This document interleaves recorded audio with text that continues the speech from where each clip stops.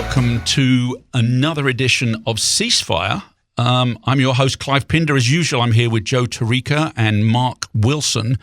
I have some sad news, some bad news.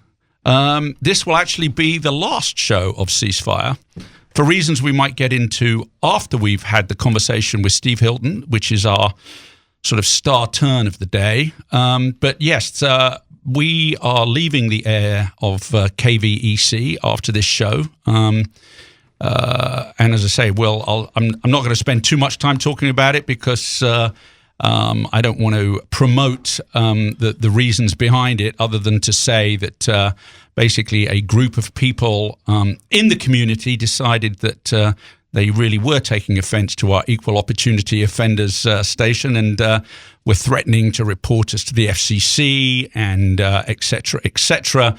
So I've spoken with Kathy, who's the station GM here, and we've agreed that perhaps it's a good time to part company. And in its place, Mark and I are going to be relaunching In Search of Sanity.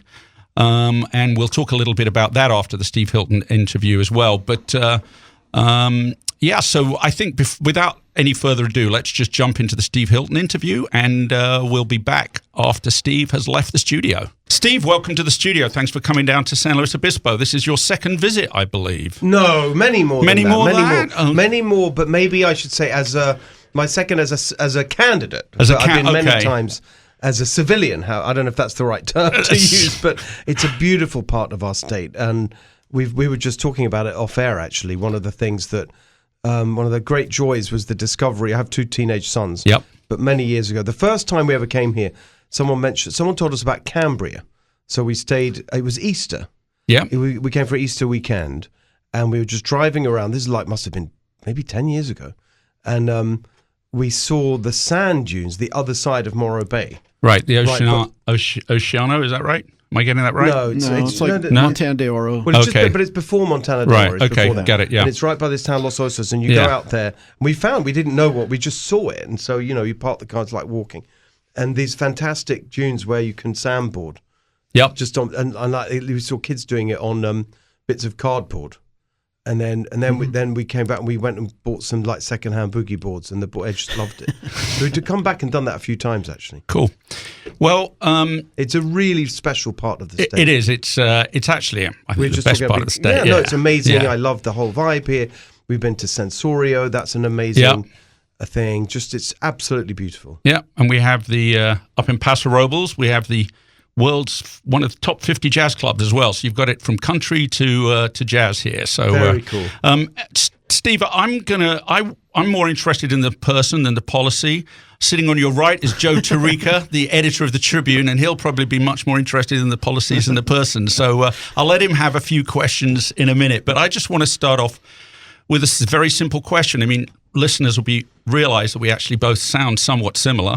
Yes, it's outrageous. What are these Brits doing? Yeah, with recolonization. But I know what I'm doing here in California, Steve, so I wanted to start with what the hell are you doing here? I'm here because her name's Corinne. Very good. Okay, so I don't. Yeah, well, actually, her name's Rachel in my case. But I'll explain that in a second. Yeah. But it does remind me. There's once or twice it's happened that.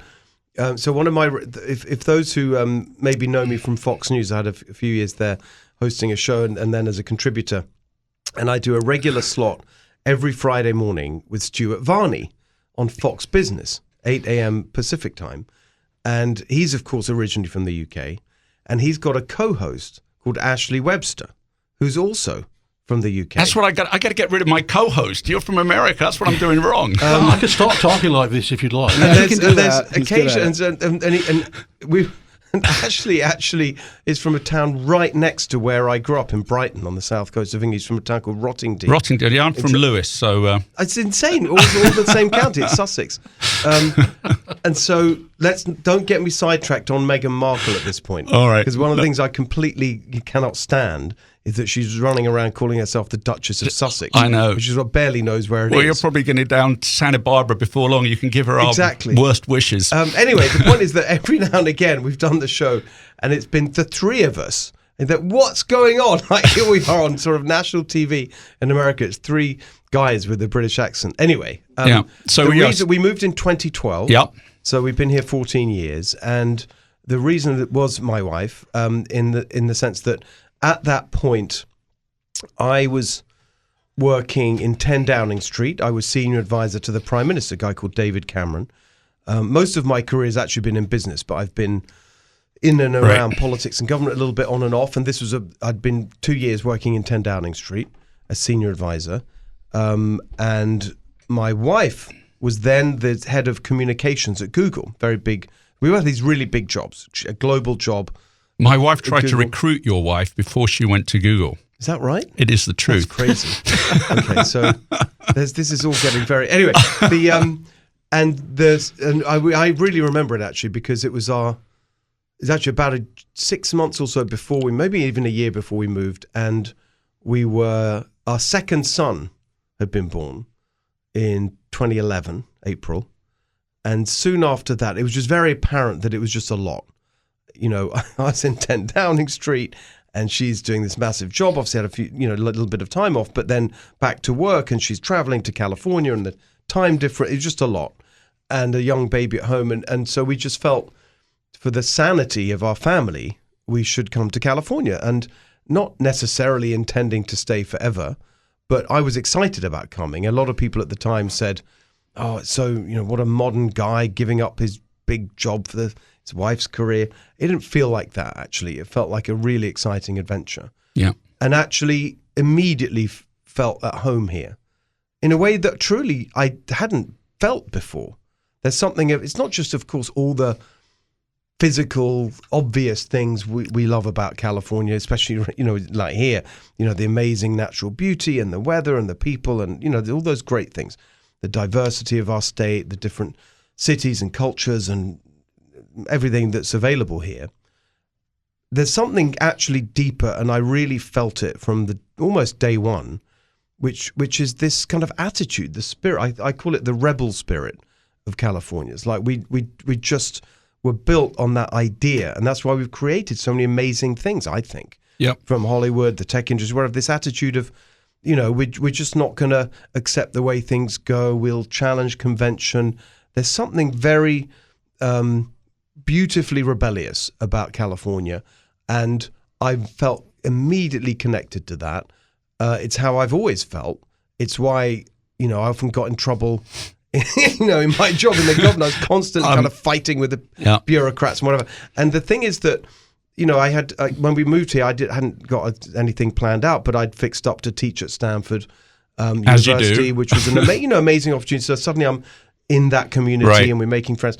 And it was just a really, from this, I don't know when the moment was when we decided to stay and become an American citizen, and we all are now, my wife and my two sons. But it was very much instant love affair with California. Cool. So people, I should in pure transparency say that Steve won't remember, but I have actually met Steve before in my life as a conservative politician back in the UK. And this is leading into the question. So here's something that I scratched my head a bit. You were basically David Cameron was the Conservatives, which is the equivalent of the Republican Party, for which Steve is now standing. The Conservatives are the right side of the political, if we want to make it binary, and they were pretty toxic. And Steve Hilton was pretty much recognized as the man who made the Conservatives electable again. And you ran as a sort of rational, reasonable hugger hoodie was the term that the press put on some of your media stunts, if you like. You took him up to Greenland and talked about the environment. So there you are as a centrist hugger hoodie environmental, got the Conservatives elected to a 15-year term. I mean, and then here you are now back in California, and you've got the endorsement of Donald Trump. Help us understand that journey. I think it's I can see why you would say that, but I think, funnily enough, it's something that to me doesn't seem surprising at all, because if you go into some of the things that we were trying to do in changing both the substantive reality and the perceptions of the Conservative Party, the foundational thing actually was to show that we were there for working people and people who've been left behind by years of policy that had gone in the wrong direction, that had benefited the people at the top, but not working people. That was a real reorientation of the focus of the Conservative Party, both in policy terms and in terms of the reputation. And that was something that completely connected with, that's exactly what's happened with President Trump. I mean, it's an incredible transformation that the Republican Party is now seen, and not just seen as, but in reality is. If you look at the demographic shift in the last 10 years that President Trump's been the leader of the Republican Party, it's a transformation. And it's actually what we were talking about back then, which is we're here for the people who've been left behind and we're going to lift them up.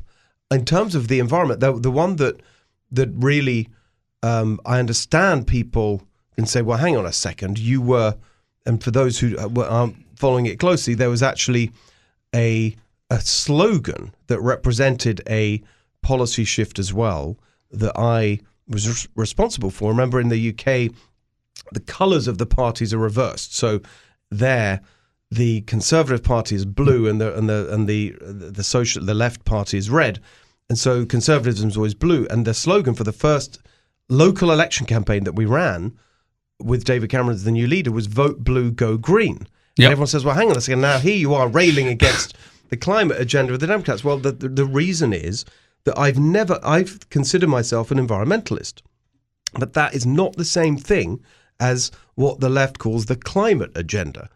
To me, environmentalism is much broader and deeper than that.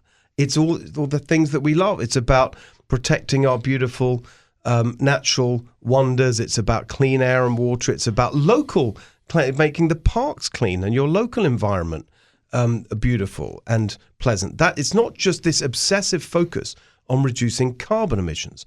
And that wasn't the focus then. Right. It was part of it, for sure, but not all of it. I can see why that got muddled up with and assumed to be the same as the climate agenda, but that is not what I considered it to be at the time. That's what we try to do here on this show, is dig a little deeper, not just go for headline comments. I know Joe's going to come in with a couple in a minute and probably look for your sound bites, as it were. But just going on that theme, Mark and I were driving down here. We live in North County. And Mark, what was your question? Oh, well, it wasn't a question. I mean, if you look at the polling here in California, I mean, you've got, I mean, I think, is it 70% wouldn't vote for a Democrat, and let me just get this right. 70% are likely. 70% of likely Californians voters view the Republican Party unfavorably, but interestingly enough, 60% of Californians view the Democratic Party unfavorably. So, and that's a PPIC poll. You're sort of sitting here with the endorsement of President Trump. I mean, a lot of people might feel that's a negative, not a positive. Well, I think the place we got to start is, I think in the same poll, PPIC, the single question that is the best predictor of whether an election will be what they call a change election, where the incumbent party or candidate or whatever is kicked out and replaced, is what they call the right track, wrong track number. The question is the state or the country or whatever it is going in on the right track or the wrong track. In the previous governor's race, the last governor's race 4 years ago, the wrong track number in California was mid to high 40s in the percent terms. Today, it's mid to high 50s. On that poll, I believe it's been as high in recent months as 62%. I think I've even seen it as high as 65. In other words, whatever else these party affiliations may be, and you hear 2-to-1 outnumbered Democrat to Republican on voter registration, the basic votes in the last 20 years that Republicans have been out of power, 60-40 in Democrats' favor. That's all true, but it's also true that today in California, there's a majority for change. A majority of Californians, well over 50%, that's been very stable the last couple of years, believe that the state's going in the wrong direction and need change.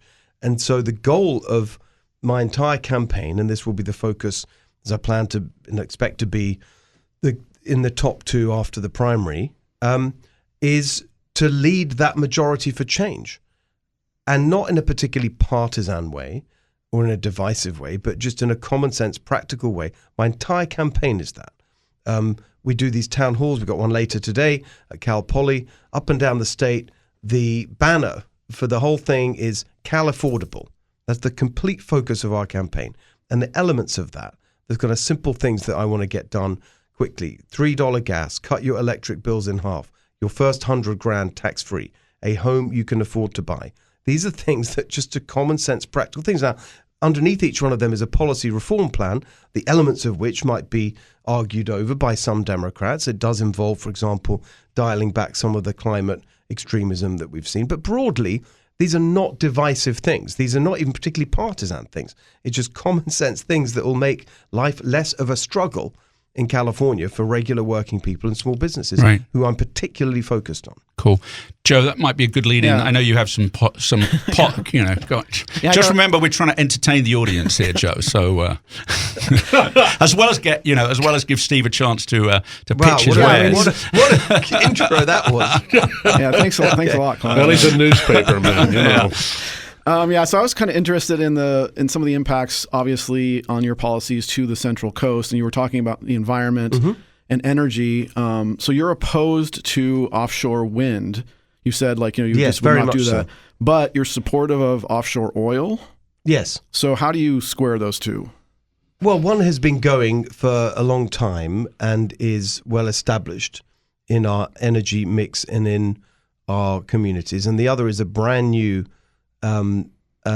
idea that would have really severe environmental consequences in terms of the coast, not necessarily out in the ocean. If you look at what's planned for Morro Bay, for right here, for the wind, the offshore wind that's here and up in Humboldt as well, the huge industrialization that would mean, not out in the I mean, I think for a lot of these windmills, they're talking 20 miles offshore. I mean, it varies, and they're not all the same. First of all, it's an insane scheme. I mean, it's never been done before. They're talking about floating. Well, that's been done before. Well, not on the scale they're talking about here, floating windmills. Yeah, I mean, as far as the technology has been done, though. Yeah, but I mean, it's not been deployed at this scale. Floating windmills, 1,000 feet high, the height of the Eiffel Tower.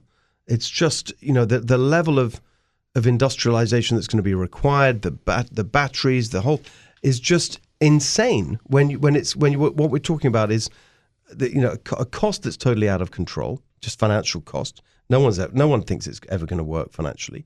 The power is intermittent, unreliable, and it's completely unnecessary because we have a fleet of gas-fired power stations that already exist in California today that are deliberately being run at 10 to 15% of their capacity for ideological reasons.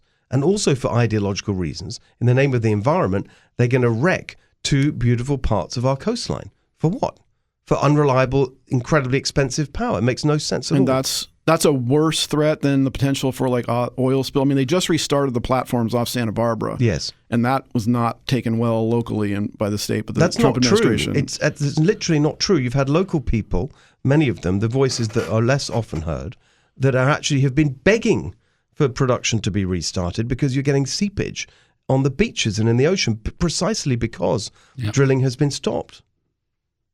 Oil is seeping. Do you think Santa Barbara County is in favor of offshore oil going again? Many people are. Yes, it's not a uniform view at all. You've got a lot of people there who were concerned about the stopping of production and the environmental consequences of that, which is seeping into the floor because it's not being taken out.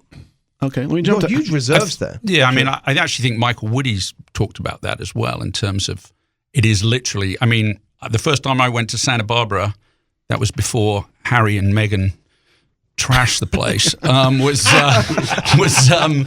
remember coming home and figuring out the only way. And I was born and raised in Nigeria, so I know all about oil on the beaches. It was the first time I had to clean oil off my feet, having been to Santa Barbara. But anyway, go on, Joe. That's not from production. That's from lack of production. Yeah, that's the point. That's what we have to remember because the oil comes out of the ground somewhere.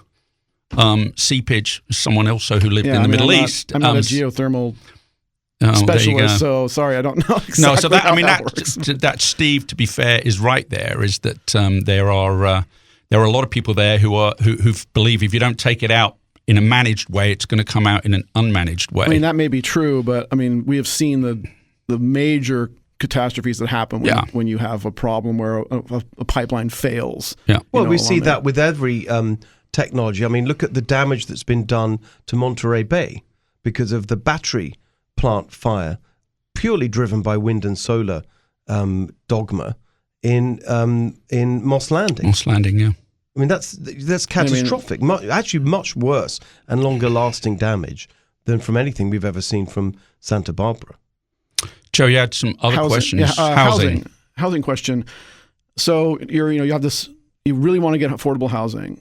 So for the Central Coast, how do we get that? How do we get affordable housing here in a place where you can't do sprawl? You said like sprawl is like the California dream. Yes. How do we do that here? I mean, you just cannot build in a lot of places. Right. I think that local decision making is very important here. And so as the governor of the state, my responsibility is to help solve the problem statewide. And my approach to that is to move away from the top-down centralization we've seen, where you've got the central bureaucracy imposing these housing numbers through the RHNA process, Regional Housing Needs Assessment, in an incredibly micromanagey way, saying this town is going to have this many units and so on to meet some arbitrary goal. And you're seeing the consequence of that is to actually increase prices in a number of ways. First of all, because they restrict the place you can build, because they've got this dogma, this ideology of density, that the only thing that's really acceptable is to build inside the current development footprint anywhere. And that's why you've got these endless battles, which themselves end up being costly and delay the whole process between, the sort of NIMBY-YIMBY fights. And you're talking about shoving apartment buildings into suburban neighborhoods, completely changing the character of a neighborhood, the reasons that people wanted to move there in the first place, just being completely destroyed by bureaucratic decision making. And so that's clearly not working. And so I want to go in a different direction, which I think of as housing choice, where instead of forcing housing into communities that don't want it, let's allow housing to be built in the places that do want it. So I'm not suggesting that we impose building single-family homes and building outwards everywhere. I'm saying let's allow it in the places that want it. If it doesn't make sense here, then it shouldn't be done. I think it should be a local decision.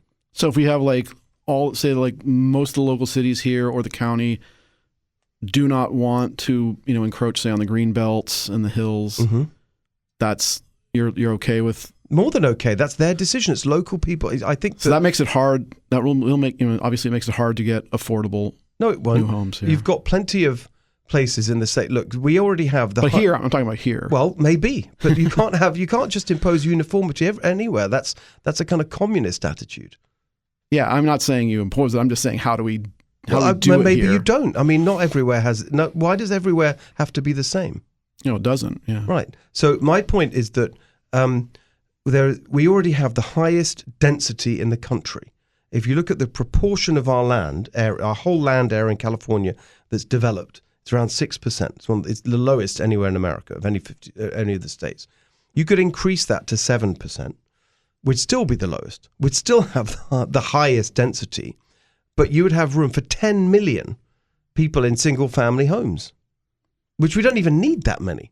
On quarter-acre lot, we did the rough back-of-the-envelope calculations. Quarter-acre lots are very big, and there are plenty of places in the state. Right. I maybe not here. I'm not saying that. I just don't think it's going to be here. It could be fine. Then it won't be here. But presumably, but that's your choice, right? That's what I was going to say. I mean, it's a democracy, right? If the people of San Luis Obispo County, our home county, want more homes, then they're going to have to vote people in who are going to allow them to build more homes. That echoes across the whole coast, though. That's coastal California. I mean, there is only so much like coastal California. Yeah, fine, we can. But why does everything have to be on the coast? Well, it doesn't. But that's where everybody wants to be. Not necessarily. Look, millions of people from California, hundreds of thousands, are moving to place. Okay, here's an example. Just spoke to someone yesterday. Moved from the coast up a little bit further up in LA County, actually Ventura County. Beautiful, very similar to here in many ways. To Vegas in the middle of the desert. Why? Because it's a better lifestyle, better quality of life, lower taxes, less cost, whatever. So people, humans have a way of figuring things out. I'm a massive skeptic of central planning. One of the foundational texts, if you like, for my political philosophy, which I read back when I was actually before Oxford, it was Hayek, The Road to Serfdom, and it's the most searing and brilliant and clear critique of central planning. And I think that's the problem when you get people just trying to kind of from on high trying to force things to work against the grain of human nature. You end up with problems. So there's plenty of room in California overall. And my job as governor is to say, right, let's allow the housing to be built in the places where people do want it and the counties are happy with it. And I love the idea of new towns and cities. 100 years ago, Vegas didn't exist. And now people are moving there from California because it's better. Right. You have one more question? Yeah, no, we got about another 5 minutes. So, yeah. My third question was pensions. Yes. So you said about we have to get pensions under control. What is your strategy there? And doing this, you're going against the most powerful unions in the state. How do you control reform? What would you do with pensions, and how do you? Well, we're in the middle of figuring. Not necessarily. I want to do it in a way that brings people with us, because whatever we think about past commitments that have been negotiated, they've been negotiated, right, and they're a contract that must be honoured. So that's the starting point for any of this. You can't take away what's been given, but we also have to understand the fiscal problem that this has created. I mean, one of the most striking things I see on the road when you talk at these town halls and people coming and asking questions, and there's a few things that have surprised me. Most of the things going into it, I must have done hundreds of events now, and many, many thousands of people coming out. They're getting bigger and bigger.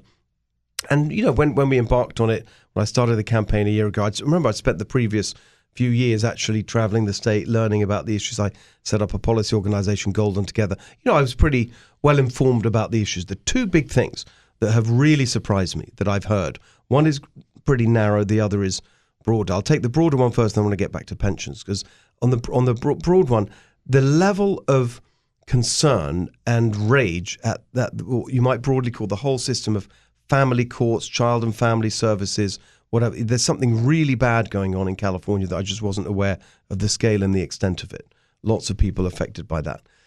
But the narrow one, which is directly related to pensions, is so many people coming to we pay the highest taxes in the country, endless tax increases, local property tax, all these things.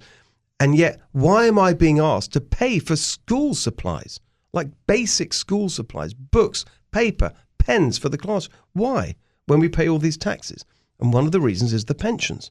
Because in a school district across the state, average across the state, here's the number: 19.1% of the budget for every school district goes straight out the door to pensions before anything else is spent. That's a fifth of the budget going to pensions. Every teacher is paying, 10.25%, 10 and something like that, of their salary. So that's the other point you make. You teachers saying, we work so hard, we do these difficult jobs, incredibly important, and we're not making enough. But if you look at the salaries, and actually some other people look at the teachers' salaries and think that's not too bad. Well, 10% is going to pension. So it's a real problem. And that's just in education.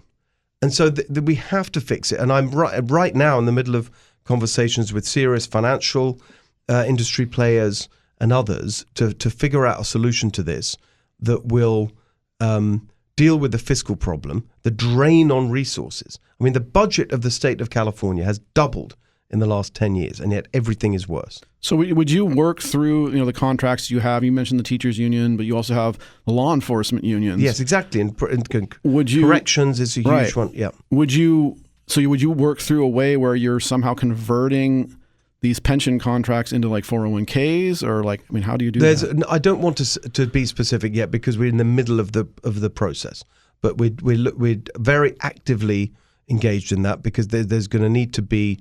We've got to deal with the problem. We can't just let it slide like all these Democrats have for years, because here's the difference between me and them. Everyone knows we have a problem, that this is a real drain on the budget. The Democrat solution is, oh, well, that doesn't matter. We'll just increase taxes to increase the budget to make up for this. That's not sustainable, because that level of taxation, we have the highest poverty rate in the country now and the highest unemployment rate in the country and the worst business climate. Why? Because the level of taxation is just driving people and businesses out of our state. It's not sustainable. We have to rein it in. We have to cut the budget. We have to cut spending a lot. I mean, the fact that they've doubled the budget in the last 10 years is insane. I mean, it's nearly doubled since the pandemic. I mean, basically, that's what's happened. Is the splurge of spending around the pandemic has been baked into the budget baseline. So this can't go on like this. But the Democrats won't face up to it. We have to, and that's why I'm taking it very seriously. And we are really actively, and it's complex financial management here. You know, this isn't a quick fix at all. But I promise you that we're taking it very seriously, and well before the election in November, we'll have a proper plan to put on the table. Okay, we're coming to the end of Steve's time with us. We are going to stay on and chew the cud after Steve's left. We're going to analyze everything, right? But I do want one last question. I mean, Steve, we are, or I at least am, an equal opportunity offender, and have regularly said I'm really not a fan of either of the main parties. Mm-hmm. In the UK now, we're seeing that express itself in a multi-party system that probably when you left, I bet you didn't think there'd be 5 parties vying. So I'm not a fan of either party, but I am also gobsmacked that we live in a state with so many riches. I mean, you came here and actually pointed to California as what the UK should become in some of your yes, that's right. Yeah. So, but here we are. So you did. People might not know this. Steve went to Oxford University, which is one of the finer universities in the world, studied politics, philosophy, and economics. So a pretty good grounding in thing. Help me understand why people keep voting for the same party. It's 20 years. I mean, it's ironic that you could be the next Schwarzenegger, and maybe the answer to beating a Democrat is just to have a foreign accent. But I promise I won't bring Stephanie's column up about that. Anyway, so help me understand, why do you think the Democrats have got such a stranglehold on this state? I'm not suggesting the GOP is the answer to that, but why? It's like voting for what do they say? If you want. The definition of insanity is doing the same thing over and over again, expecting a different result. Right. Well, as Tom Steyer said on the debate stage, the last debate we had a couple of weeks ago, and I interjected and said, yeah, exactly. So stop voting Democrat. I think that, first of all, it's changing. And there's another poll that has been, the question's been asked a few times, which is, would you consider voting for a Republican for governor? And that number, I think the last time I saw it was 48%. So, that's encouraging. I think that it's changing because people really have had enough. There's a level of pain that I think even in California, with all our beauty and wonders and the lovely weather and just everything that makes it wonderful to live here, there's just a level of pain that has pushed people too far. So that's the first one. I just think the pain has got to a level that people are really open to considering a change. You certainly see that in LA. With the campaign with Spencer Pratt. Exactly. Whoa, yeah. And there's an energy there, and there's an energy. It's a different kind of energy because I'm across the state and it's very different. But I feel it too, and you're seeing in LA.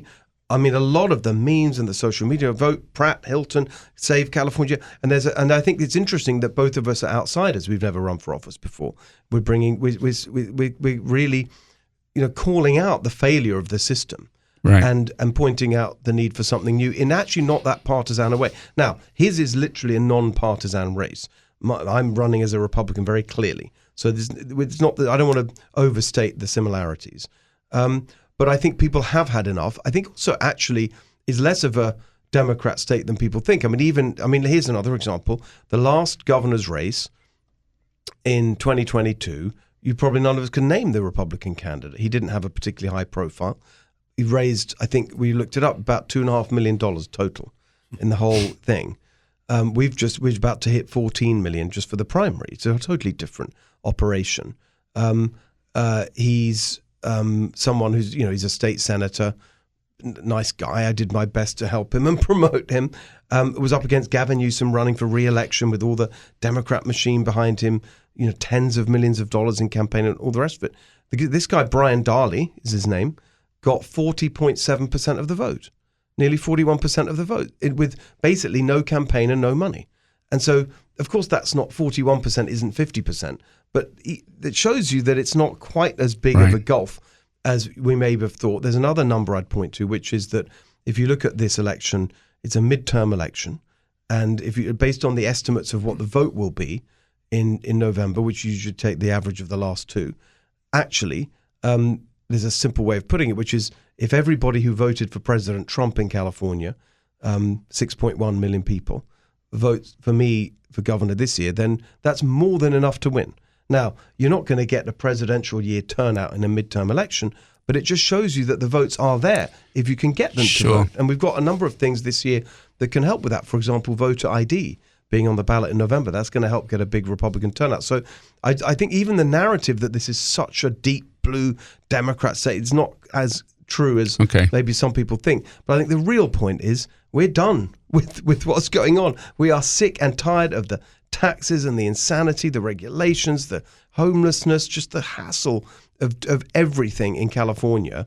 And people really are ready for change. And that's the focus of my campaign. Right.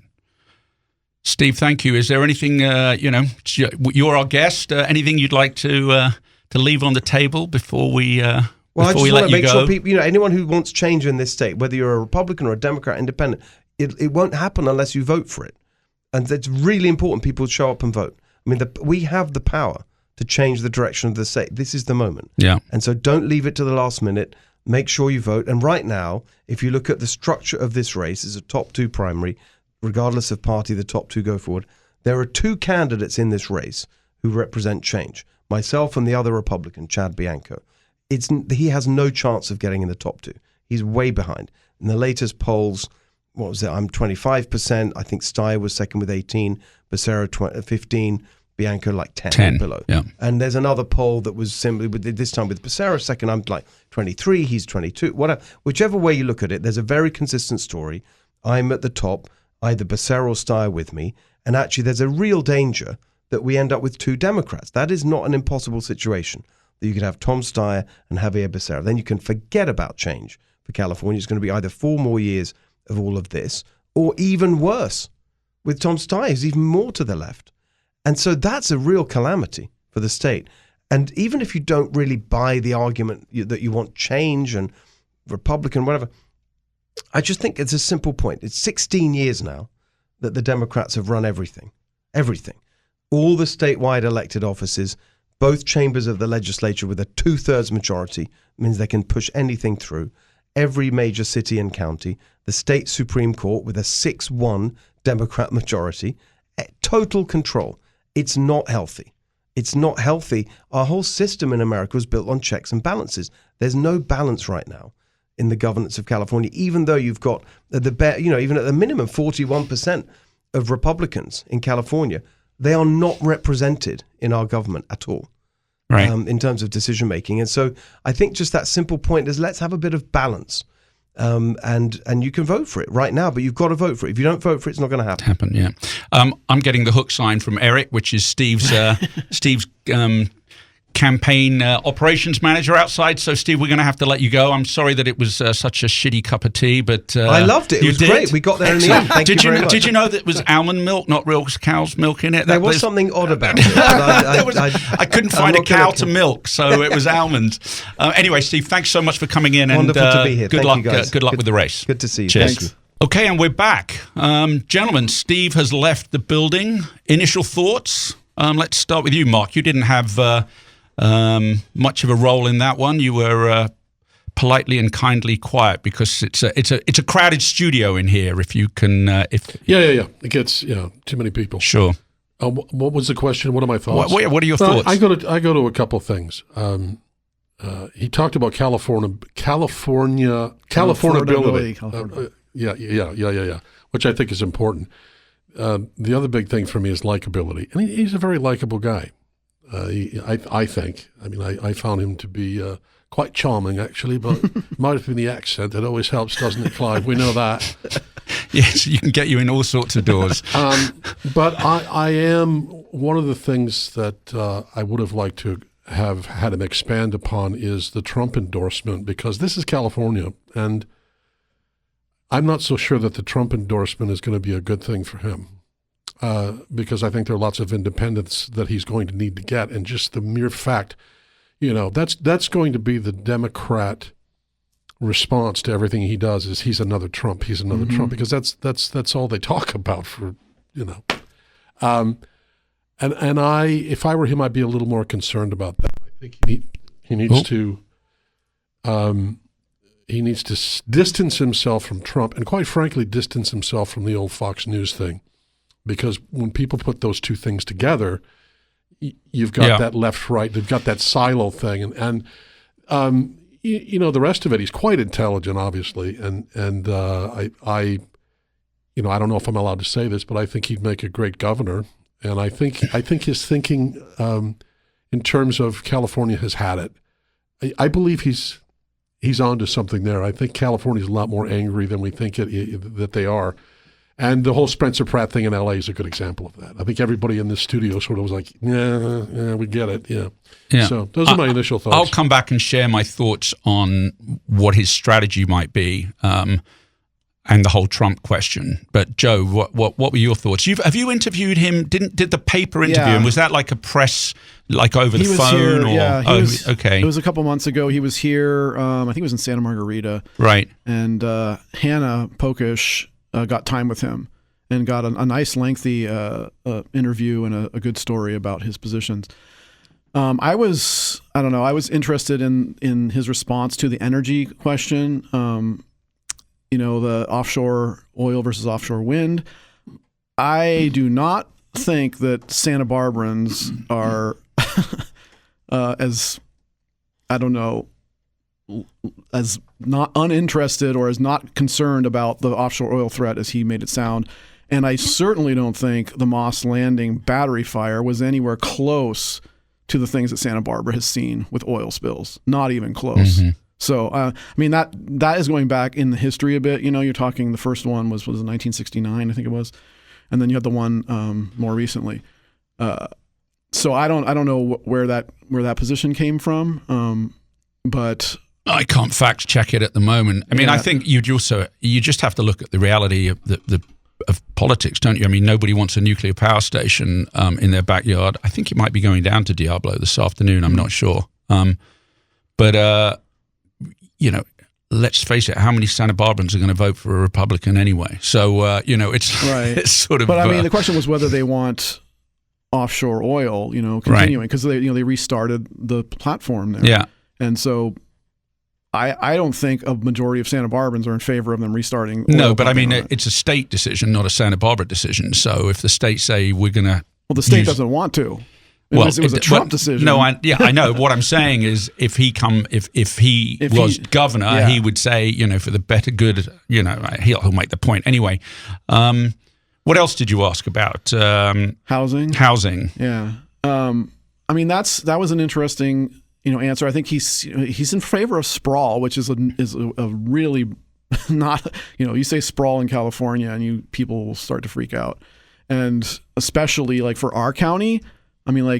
Nobody here, you're going to see like an endorsement of sprawl. And where do you build then? Well, the vision flashed through my head. You know this much better than me, but the sprawl, I used to live down in LA, and then I moved out to the valley and then, you go north up to, what's the area, around Magic Mountain and that whole area out in that part. That's it's hot out there, but that's where everybody's moving because it's affordable homes. So can't we go, if you go east in the county, go out towards Carrizo Plains? They tried to do that in the California Valley. It didn't work.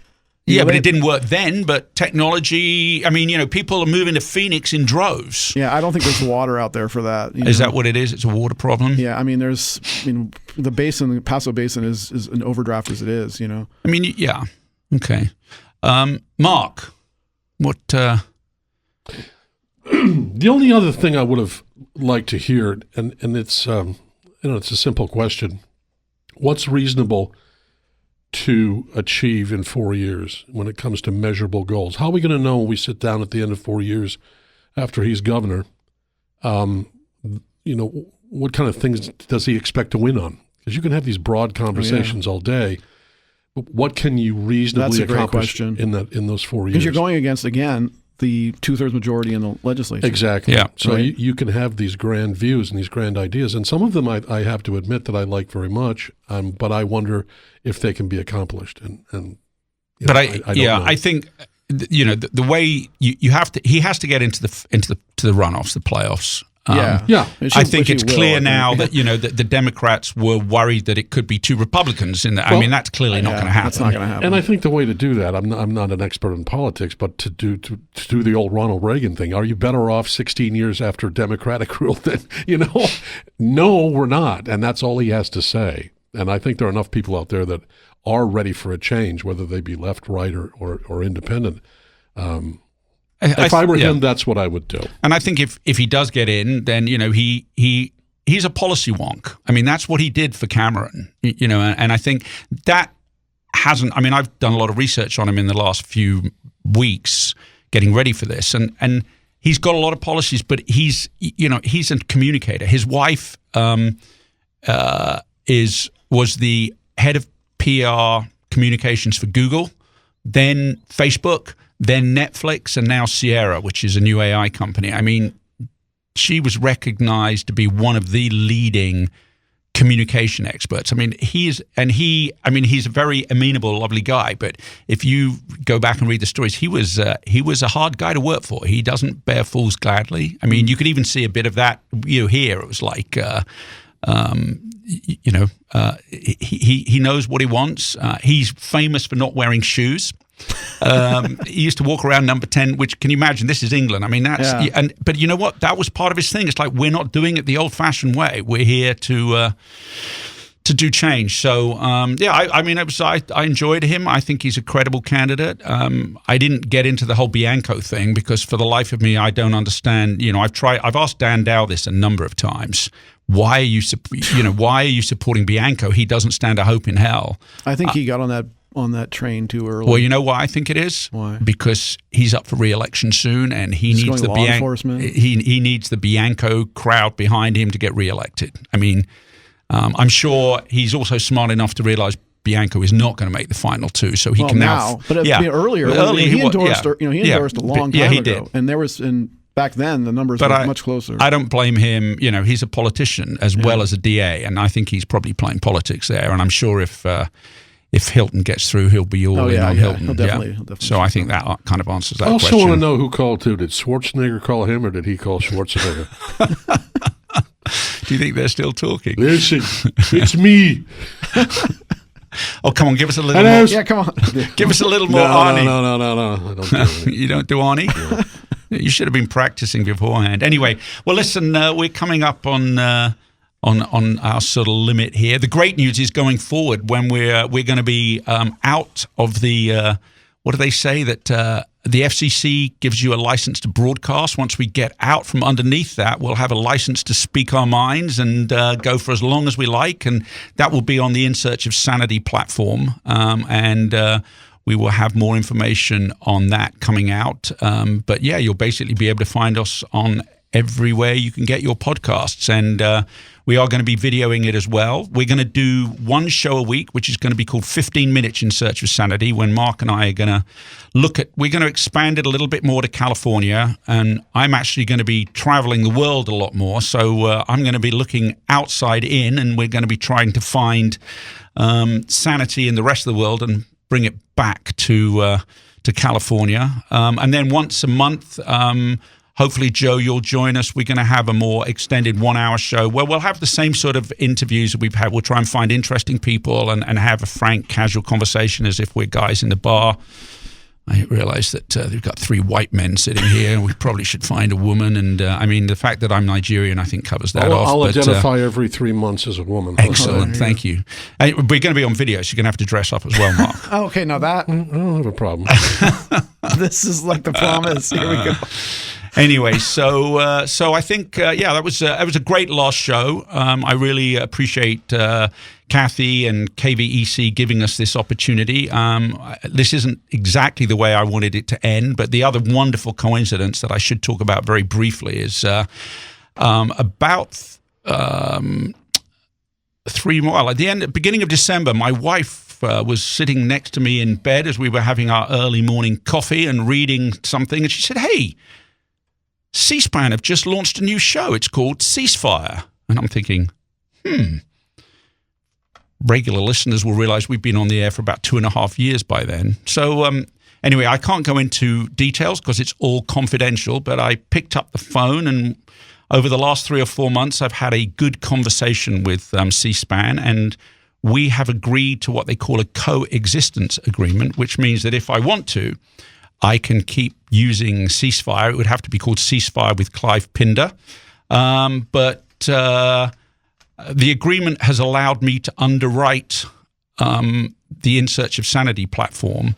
So I think rather than try and do battle with C-SPAN, we're going to focus on the In Search of Sanity platform, and we're going to let C-SPAN have Ceasefire all to itself. The irony is the new C-SPAN CEO used to be the producer of